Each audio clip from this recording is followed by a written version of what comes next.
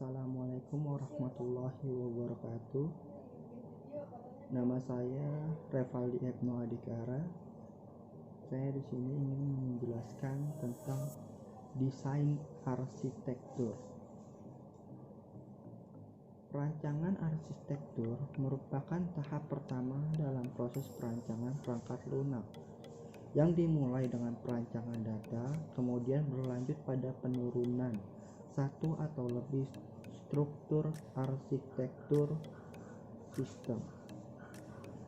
Arsitektur sistem atau perangkat lunak adalah struktur sistem atau perangkat lunak yang menggabungkan komponen perangkat lunak, menggabungkan properti yang tampak dari komponen tersebut, dan mendeskripsikan hubungan antara komponen. Output dari perancangan arsitektur berupa model arsitektur yang menggambarkan bagaimana sistem diatur sebagai satu set komponen yang saling berkomunikasi. Arsitektur perangkat lunak. Arsitektur mencakup komponen bangunan yang berada dalam diintegrasikan menjadi suatu bentuk keseluruhan yang bersifat kohesif. 2. Bangunan yang dibuat sesuai dengan lingkungannya. 3. Bangunan yang dibangun sesuai dengan kegunaannya. 4. Tekstur, warna, dan material pembentuknya dikombinasikan untuk membuat tampilan yang bagus. 5. Perancangan pencahayaan, template, dan garis batas. Alasan arsitektur perangkat lunak. Representasi arsitektur perangkat lunak adalah suatu yang memungkinkan terjadinya komunikasi di antara semua pihak yang tertarik pada pengembangan sistem berbasis komputer.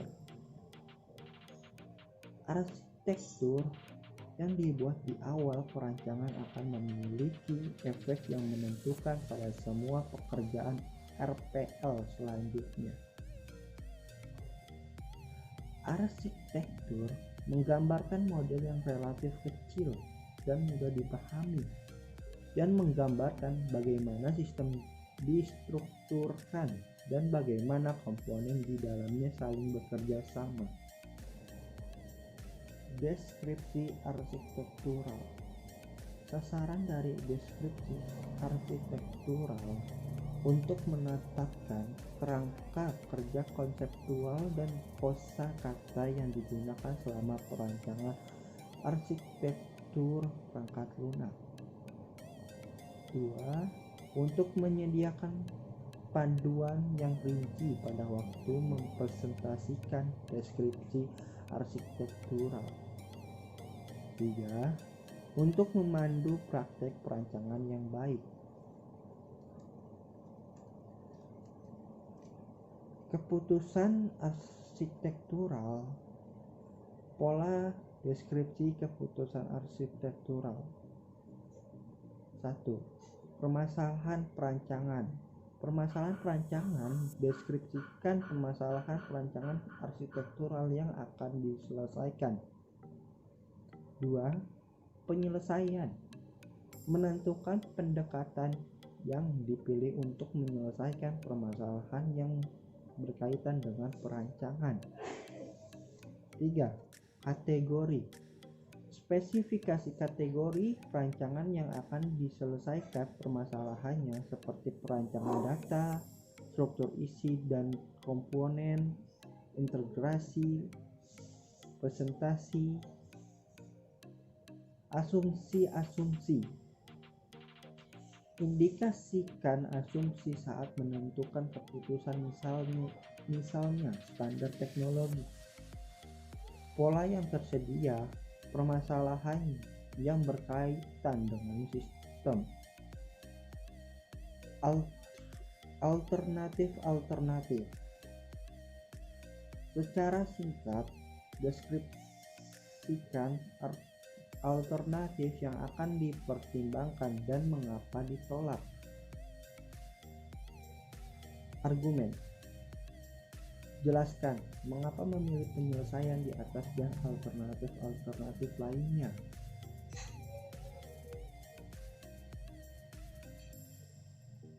Keputusan yang berhubungan. Keputusan terdokumentasi yang berhubungan dengan keputusan yang diambil. Implikasi. Indikasikan konsekuensi perancangan akibat penentuan keputusan. Apakah penyelesaian akan berakibat pada perancangan lainnya? Perhatian yang berhubungan. Adakah kebutuhan lain yang berhubungan dengan keputusan yang diambil? Produk kerja. Indikasikan di mana keputusan yang diambil akan tercermin dalam deskripsi arsitektur. Catatan. Rujukan catatan tim lainnya yang sebelumnya telah digunakan untuk membuat keputusan. Perkenalkan, nama saya Muhammad Fikri Akbar. Saya akan melanjutkan presentasi dari teman saya sebelumnya yang membahas arsitektur PL. Materi selanjutnya ini yaitu tampilan arsitektural. Tampilan arsitektural dibagi jadi 4 kelompok, yaitu tampilan logis, yaitu abstraksi dalam sistem objek atau kelas objek. Yang kedua ada tampilan proses, yaitu menunjukkan bagaimana pada saat runtime sistem terdiri dari proses yang saling berinteraksi. Yang ketiga ada tampilan pengembangan. PL diuraikan untuk pengembangan, yaitu menunjukkan detail dalam komponen yang akan diimplementasikan oleh pengembang tunggal atau tim pengembang. Yang keempat ada tampilan fisik. Tampilan fisik ini menunjukkan perangkat keras sistem dan bagaimana komponen PL didistribusikan di seluruh sistem. Selanjutnya ada gaya arsitektur. Gaya arsitektur ini mencakup 4 kelompok, yaitu komponen-komponen. Seperti sistem basis data dan modul-modul yang melaksanakan fungsi tertentu yang diperlukan oleh sistem. Yang kedua ada penghubung atau konektor yang memungkinkan komunikasi, koordinasi, dan kerja antar komponen. Yang ketiga ada batasan yang mendefinisikan bagaimana komponen dapat diintegrasikan untuk membentuk suatu sistem atau PL. Yang keempat ada model semantik. Model semantik ini yang memungkinkan perancang sistem memahami properti keseluruhan sistem. Selanjutnya ada gaya dan struktur arsitektur persyaratan non-fungsional. Yang kesatu ada kinerja atau performance. Arsitektur harus dirancang agar semua komponen dapat digunakan pada berbagai komputer atau prosesor dan mendistribusikan di seluruh jaringan. Yang kedua ada keamanan atau security, menggunakan struktur berlapis untuk melindungi aset yang paling berpenting di lapisan terdalam dengan tingkat validasi keamanan yang tinggi. Yang ketiga ada keamanan safety, operasi yang terkait dengan keselamatan terletak di salah satu komponen tunggal atau komponen kecil. Yang keempat ada ketersediaan atau availability. Arsitektur harus dirancang untuk menyertakan atau menyediakan komponen redundan sehingga dimungkinkan saat mengganti dan memperbarui komponen tanpa menghentikan sistem. Yang terakhir, pemeliharaan atau maintainability. Arsitektur sistem harus dirancang menggunakan komponen mandiri yang dapat diubah dengan mudah. Struktur data bersama harus dihindari. Selanjutnya ada struktur dasar arsitektur. Arsitektur PL merepresentasikan suatu struktur di mana beberapa kumpulan entitas atau komponen dihubungkan dengan sejumlah relasi atau konektor. Komponen dan konektor dihubungkan dengan properti yang dapat membedakan jenis komponen dan konektor yang digunakan. Struktur dasar arsitektur ini dibagi 5.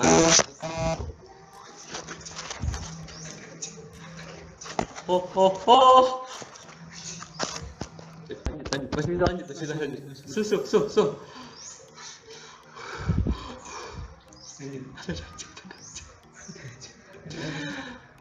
Struktur dasar arsitektur dibagi oleh 5 kelompok struktur, yaitu yang pertama ada struktur fungsional. Struktur fungsional ini adalah komponen merepresentasikan fungsi atau entitas, konektor merepresentasikan antarmuka untuk melewatkan data ke suatu komponen. Properti mendefinisikan sifat dari komponen dan mengorganisasikan antarmuka. Yang kedua ada struktur implementasi. Komponen berbentuk paket, kelas, objek, prosedur, fungsi, metode, dan lain-lain yang merupakan sarana untuk mengemas fungsionalitas komponen pada berbagai peringkat abstraksi. Konektor meliputi kemampuan untuk melewatkan data dan kendali berbagai data menggunakan dan menginstansiasi. Properti pada komponen fokus pada karakteristik kualitas seperti kemampuan untuk maintenance dan reuse yang dihasilkan saat struktur diimplementasikan. Yang ketiga ada struktur konkurensi. Struktur konkurensi komponen merepresentasikan unit-unit konkurensi yang terorganisasi sebagai pekerjaan paralel atau thread. Konektor mencakup sinkronisasi, prioritas, mengirim data, dan menjalankan proses atau fungsi. Properti mencakup prioritas, kemampuan untuk meramalkan, dan waktu eksekusi. Yang keempat ada struktur fisik. Struktur fisik komponen merupakan perangkat keras fisik. Konektor merupakan antarmuka antar komponen perangkat keras. Properti berkaitan dengan kapasitas, bandwidth, kinerja, dan atribut lainnya. Yang terakhir ada struktur pengembangan. Struktur pengembangan mendefinisikan komponen, produk kerja, dan sumber informasi lainnya. Konektor merepresentasikan relasi antar produk kerja. Properti mengidentifikasi karakteristik tiap-tiap sistem. Sekian untuk bagian dari saya. Selanjutnya akan dilanjutkan oleh teman saya. Terima kasih. Saya Widi Safira Sisliana dengan NIM 1182551. Di sini saya akan menjelaskan materi selanjutnya, yaitu tentang pola arsitektur. Pola arsitektur yang pertama yaitu lapisan arsitektur. Lapisan arsitektur ini merupakan pemahaman tentang pemisahan dan independensi sangat penting untuk desain arsitektur karena memungkinkan perubahan secara lokal. Di lapisan arsitektur ini menambahkan tampilan baru atau mengubah tampilan yang ada pada sebelumnya dapat dilakukan tanpa perubahan apapun pada data dalam model. Di sini terdapat gambar generik arsitektur lapisan. Yang pertama ada user interface, merupakan lapisan atas menyediakan fasilitas antarmuka pengguna. Lalu ada user interface management authentication, yaitu lapisan aplikasi, komponen fungsionalitas aplikasi dan komponen utilitas. Lalu ada core business logic, merupakan lapisan ketiga manajemen antarmuka pengguna dan menyediakan autentikasi dan otorisasi pengguna. Lalu yang terakhir ada sistem support, merupakan lapisan terendah, yaitu perangkat lunak pendukung sistem seperti basis data dan OS. Di sini ada tabel pola arsitektur berlapis. Yang pertama ada deskripsi, yaitu mengatur sistem ke dalam lapisan dengan fungsi terkait. Lapisan ini menyediakan lapisan ke lapisan di atasnya sehingga lapisan tingkat terendahnya dapat mewakili layanan inti yang memungkinkan akan digunakan oleh seluruh sistem. Yang kedua ada contohnya dari layered arsitektur ini, yaitu sebuah model berlapis dari suatu sistem untuk berbagi dokumen hak cipta yang disimpan di media penyimpanannya. Contohnya yaitu saat membangun fasilitas baru di sistem yang sudah ada. Lalu ketika pengembangan tersebar di beberapa tim dengan tanggung jawab masing-masing timnya, dan ketika ada persyaratan untuk keamanan multi-level. Keuntungan dari layered arsitektur ini yaitu memungkinkan penggantian seluruh lapisan selama antarmuka dapat dipertahankan. Fasilitas redundan, misalnya autentikasi, dapat disediakan di setiap lapisan untuk meningkatkan keandalan sistem ini. Kerugian dari layered arsitektur ini yaitu lapisan tingkat tingginya harus berinteraksi langsung dengan lapisan tingkat yang lebih rendah daripada melalui lapisan tepat di bawahnya. Kinerjanya menjadi masalah karena beberapa tingkat interpretasi permintaan layanan diproses pada setiap lapisan. Dan di sini merupakan contoh arsitektur lapisan pada sistem perpustakaan dengan lapisan bawah menjadi sistem data individual di setiap pustaka pada sistem perpustakaan ini. Di sini ada web browser interface, libs login, from dan query manager, print manager, distribute search, document retrieval, write manager, accounting, library index hingga DB1, DB2, DB3, DB4, dan DBN. Lalu pola arsitektur yang kedua itu ada arsitektur repository. Bagaimana satu set komponen yang saling berinteraksi dapat terbagi menjadi data. Lalu model ini cocok untuk aplikasi di mana data dihasilkan oleh satu komponen dan digunakan oleh yang lain. Arsitektur repository ini tidak perlu mentransmisikan data secara eksplisit dari satu komponen ke komponen lainnya, tetapi komponen harus beroperasi di sekitar model data repository yang disepakati. Dan yang terakhir, ada pola repository berkaitan dengan struktur statis dari suatu sistem dan tidak menunjukkan organisasi runtime. Di sini ada tabel repository arsitektur. Deskripsi. Pada repository arsitektur ini, semua data dalam sistem dikelola di repository pusat yang dapat diakses oleh semua komponen sistem. Lalu contohnya itu dari ide di mana komponen menggunakan repository dan setiap perangkat lunak menghasilkan informasi yang kemudian tersedia untuk digunakan oleh alat lain. Keuntungan dari repository arsitektur ini yaitu pertama, komponen dapat mandiri karena tidak perlu mengetahui keberadaan komponen lainnya. Yang kedua, perubahan yang dapat dilakukan oleh satu komponen dapat disebarkan ke semua komponen lainnya. Yang ketiga, ada semua data dapat dikelola secara konsisten karena semuanya ada di satu tempat. Nah, kerugian dari repository arsitektur ini yaitu masalah dalam repository mempengaruhi seluruh sistem. Di sini ada contoh repository arsitektur untuk sebuah ide. Terdapat bagan, ada project repository, lalu bagiannya ada UML editors, code generators, Java editor, Python editor, report generator, design analyzer, sampai design translator, yaitu menjelaskan tentang menunjukkan ide yang mencakup alat yang berbeda untuk mendukung pengembangan berbasis model yang ini. Repository dalam kasus ini yaitu lingkungan yang dikendalikan oleh versi yang melacak perubahan pada perangkat lunak dan memungkinkan rollback ke versi sebelum-sebelumnya. Sekian materi tentang pola arsitektur yang dapat saya jelaskan. Untuk pola arsitektur selanjutnya akan diterangkan oleh kawan saya selanjutnya. Terima kasih. Assalamualaikum warahmatullahi wabarakatuh. Nama saya Muhammad Rian dengan NIM 111772792. Di sini saya akan menjelaskan tentang Client Server Architecture. Itu adalah sebuah sistem yang mengikuti pola client server yang diatur sebagai satu set layanan server dan client yang mengakses dan menggunakan layanan. Komponen utama di model ini ada 3, yaitu yang pertama server adalah layanan komponen lain. Contohnya itu untuk menawarkan layanan percetakan, server file yang menawarkan layanan manajemen file, dan kompilasi yang menawarkan layanan kompilasi bahasa pemrograman. Yang kedua itu client yang menggunakan layanan yang ditawarkan oleh server. Yang ketiga itu jaringan yang memungkinkan client untuk melakukan pelayanan. Sini ada lanjutannya. Arsitektur client server dianggap sebagai arsitektur sistem terdistribusi, tetapi memiliki model logis dari pelayanan independen yang berjalan dengan server terpisah, tetapi dapat diimplementasikan pada satu komputer. Yang kedua, penggunaan yang efektif dapat dilakukan oleh sistem jaringan dengan banyak prosesor distributor. Yang ketiga, sangat mudah untuk menambahkan server baru dan mengintegrasi dengan seluruh sistem atau mengupgrade server secara transparan tanpa mempengaruhi bagian lain dari sistem. Di sini ada deskripsinya tentang arsitektur client server. Yang pertama tuh deskripsi, yaitu fungsionalitas sistem yang diatur ke dalam layanan dengan setiap layanan yang dikirim dari server terpisah. Yang kedua ada contohnya tuh kayak perpustakaan. Film video ini kita akan bahas. Saat digunakan, ketika data dalam database harus diakses dari berbagai lokasi.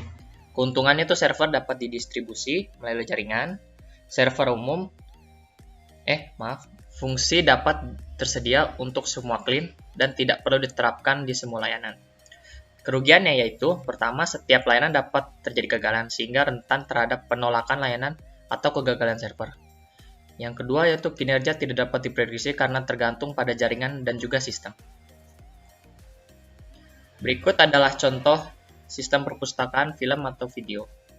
Dalam sistem ini, beberapa server mengelola dan menampilkan beberapa jenis media. Di sini ada katalog server, video server, picture, dan web server ya. Server video dapat menangani kompresi dan dekompresi video dalam berbagai format. Katalog harus dapat menangani pertanyaan dan menyediakan tautan ke dalam sistem informasi web yang mencakup data tentang film dan klip video. Dan e-commerce mendukung menjual foto, film, atau klip video. Yang D itu file, filter, dan arsitektur. Model dari sistem runtime di mana transformasi secara fungsional, memproses input, dan menghasilkan output. Aliran data bergerak secara berurutan seperti dalam pipa. Setiap langkah pemrosesan diimplementasikan sebagai transformasi. Transformasi dapat dilakukan secara berurutan atau paralel. Data diproses oleh transformasi per itemnya atau dalam satu batch. Sistem digunakan untuk melewati aliran teks dari suatu proses ke proses lainnya. Filter digunakan pada transformasi untuk menyaring data. Di sini ada deskripsinya lagi ya, pipe and filter. Yang pertama itu deskripsinya itu pengolahan data diatur dalam satu sistem sehingga setiap komponen peromesan atau filter bersifat diskrit atau melakukan satu jenis transformasi data. Contohnya itu pada sistem untuk proses faktur. Umumnya digunakan dalam aplikasi pemroses data baik batch atau berbasis transaksi di mana input diproses dalam tahap terpisah untuk menghasilkan output. Keuntungannya itu mudah dimengerti atau mendukung transformasi reus. Gaya alur kerja cocok dengan struktur proses bisnis. Dapat diimplementasikan sebagai sistem sekuensial atau konkuren. Kerugiannya itu format transfer data harus disepakati di antara transformasi komunikasi. Setiap komunikasi harus memahami input dan tidak mempublikasikan outputnya ke bentuk yang tidak dipahami. Meningkatkan overhead system, berarti tidak mungkin menggunakan kembali transformasi fungsional yang menggunakan struktur data yang tidak kompatibel. Jadi jika tidak kompatibel, agak kurang ya. Di sini ada contoh sistem untuk memproses faktur. Suatu organisasi telah menerbitkan faktur kepada pelanggan. Seminggu sekali pembayaran di sini telah dilakukan rekonsiliasi dengan faktur. Untuk faktur yang telah dibayar, bayar sini nih, diberi tanda terima. Kalau faktur yang belum dibayar,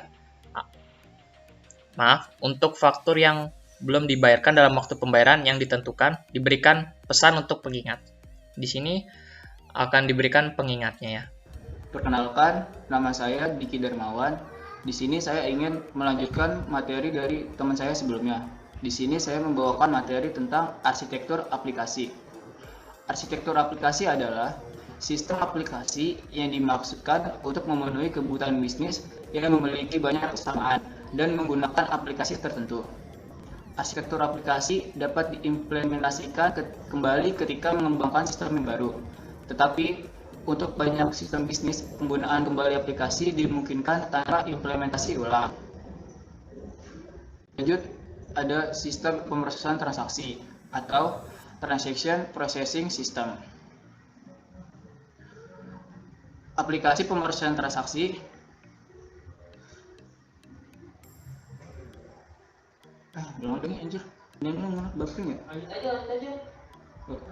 Lanjutnya ada sistem pemrosesan transaksi atau Transaction Processing System. Aplikasi pemrosesan transaksi adalah aplikasi yang berpusat pada database yang memproses permintaan pengguna untuk informasi dan memperbarui informasi dalam basis data. Merupakan jenis sistem interaktif yang paling umum, di mana pengguna membuat permintaan asinkronus untuk layanan. Transaksi basis data adalah urutan operasi yang diperlakukan sebagai unit tunggal, dan semua operasi dalam transaksi harus diselesaikan sebelum perubahan basis data dibuat permanen. Lanjut, Dari perspektif pengguna, transaksi adalah setiap urutan operasi yang koheren yang memenuhi tujuan. Contohnya seperti menemukan jadwal perkuliahan atau menentukan jadwal perkuliahan. Lalu sistem pemrosesan transaksi dapat diatur sebagai arsitektur pipe and filter dengan komponen sistem sebagai input, pemrosesan, dan output. Misalkan pelanggan menarik uang dari ATM. Sistem ini terdiri dari dua komponen perangkat lunak ATM dan perangkat lunak pemrosesan akun di server basis data bank. Komponen input atau output diimplementasikan sebagai perangkat lunak di ATM dan komponen pemrosesan adalah bagian dari server database bank. Lalu ada contoh aplikasi pemrosesan transaksi. Yang pertama, input atau output processing. Di dalam ini, pengguna membuat permintaan ke sistem melalui komponen pemrosesan input atau output processing, lalu dituliskan ke application logic. Permintaan diproses oleh beberapa aplikasi logika. Setelah itu dilanjutkan ke transaction manager. Di dalam transaksi manager, transaksi dibuat dan diteruskan ke manajer aplikasi, yang biasanya tertanam dalam sistem manajemen basis data. Lalu habis itu diteruskan ke database. Setelah manajer transaksi memastikan bahwa transaksi sudah selesai dengan benar, lalu diteruskan ke database, memberikan sinyal ke aplikasi bahwa proses telah selesai dan berakhir di database ini. Lalu ada sistem informasi. Sistem informasi adalah semua sistem yang melibatkan interaksi dengan basis data dapat dianggap sebagai sistem informasi berbasis transaksi. Sistem informasi memungkinkan akses yang terkontrol ke basis informasi yang besar. Contohnya seperti katalog perpustakaan, jadwal penerbangan, atau catatan di rumah sakit, catatan pasien di rumah sakit. Lalu di sini ada contoh sistem informasi. Yang pertama ada user interface, lalu ada user communication, lalu ada authentication and authorization, lalu ada information retrieval and modification, transaction management database. Sistem dimodelkan menggunakan pendekatan berlapis di mana lapisan atas mendukung antarmuka pengguna dan lapisan bawah adalah database sistem. Lapisan komunikasi pengguna menangani semua input atau output dari antarmuka pengguna, dan lapisan pencarian informasi untuk mengakses dan memperbarui database. Lalu sistem pemrosesan bahasa atau language processing. Artinya adalah sistem yang dimana maksud pengguna dinyatakan dalam bahasa formal seperti Java. Bahasa pemrograman sendiri ada banyak, contohnya seperti PHP, JavaScript, C++, HTML, dan yang lain-lain. Tapi bahasa pemrograman yang paling formal adalah Java. Kemudian menafsirkan representasi secara internal. Sistem pemrosesan bahasa dengan compiler yang menerjemahkan bahasa program tingkat tinggi ke dalam kode mesin. Sistem pemrosesan bahasa juga menerjemahkan bahasa alami atau buatan ke dalam representasi bahasa lain. Dan bahasa pemrograman dapat mengeksekusi kode yang dihasilkan. Di sini ada contoh sistem pemrosesan bahasa. Yang pertama dari source language instruction, lalu ke translator. Di dalam translator ada check syntax, check semantics, dan juga generate. Lalu setelah itu dituliskan ke abstract M/C instruction. Lalu dituliskan ke interpreter. Yang dimana dalam interpreter ada fetch dan execute. Sebelah kirinya ada data. Lalu dari data langsung ke interpreter dan ke result. Sekian presentasi dari kelompok kami. Kurang lebih mohon maaf. Wassalamualaikum warahmatullahi wabarakatuh.